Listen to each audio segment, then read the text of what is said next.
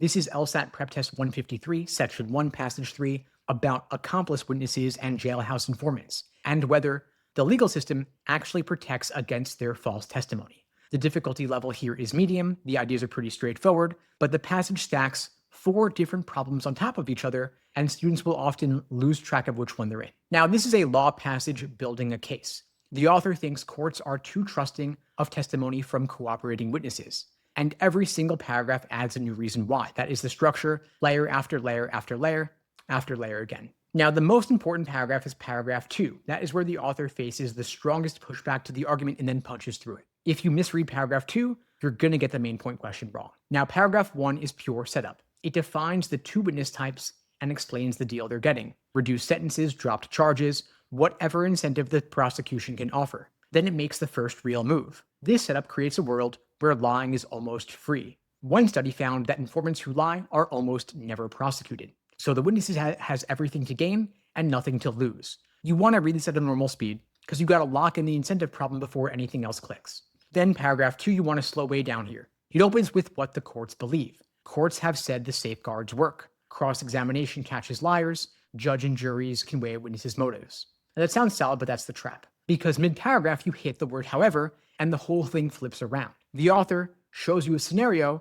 that the safeguards cannot touch. Sometimes prosecutors just hint at a deal, nothing on paper, nothing official, and when that happens, the jury never finds out the witness had a reason to lie. Now, the protection the courts are so confident about, it has a hole in it. Now, here is what matters for you. The first half of this paragraph is not the author's view, it is the court's view. The author is setting it up so they can knock it down. So if you walk away thinking the author agrees the safeguards work, you're cooked. Then paragraph 3 changes direction. The author pulls in psychology research, but not about cooperating witnesses, about confessions. Studies show jurors give confessions way too much weight, even when they know the defendant was pressured into confessing. Why does the author care about confessions in a passage about cooperating witnesses? Because it is the same problem. If jurors can't properly discount a coerced confession, they probably can't discount incentivized testimony either. You want to watch out for the phrase particularly relevant near the end of the paragraph. That is the author waving a flag. They're telling you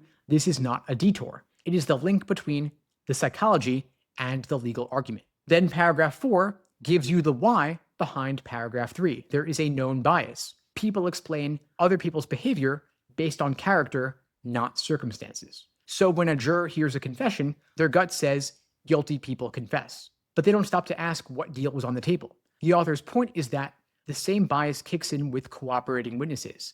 Jurors assume the testimony is honest because they're focused on the witness's character, not on the incentive that got them to the stand. Now, this paragraph supports paragraph 3. It does not introduce a new argument. Read it carefully, but also know its job. Now, the key move is that gap in paragraph 2. The courts trust their safeguards. The author finds the one scenario those safeguards can't reach, the undisclosed deal. That is the crack in the foundation. And everything else in the passage piles weight on top of it. Now, the author's stance here is clear. The system is more vulnerable to false testimony than courts want to admit, and jurors are psychologically unequipped to fix the problem. The big trap here is treating paragraph 2 as neutral or supportive. Students see the phrase safeguards are in place, and they check out. They think the author signed off, but the author didn't sign off. The author spent the rest of the paragraph explaining why those safeguards fail. If you miss that, you're going to pick the wrong answer on main point, author's attitude, and probably paragraph function questions too. Now, you should expect a question about the role of the psychology research. The wrong answer will describe it as a separate topic. The right answer will connect it back to the cooperating witness problem. You should also expect something about the court's position. And the wrong answer there will blend the court's view with the author's view. Now, before you go on to the questions, check yourself on 3 things. First, why does the author bring up confession research in a passage about witness testimony? Second, what specific scenario makes the court-approved safeguards fail? And third, in the first half of paragraph 2, whose opinion are you hearing?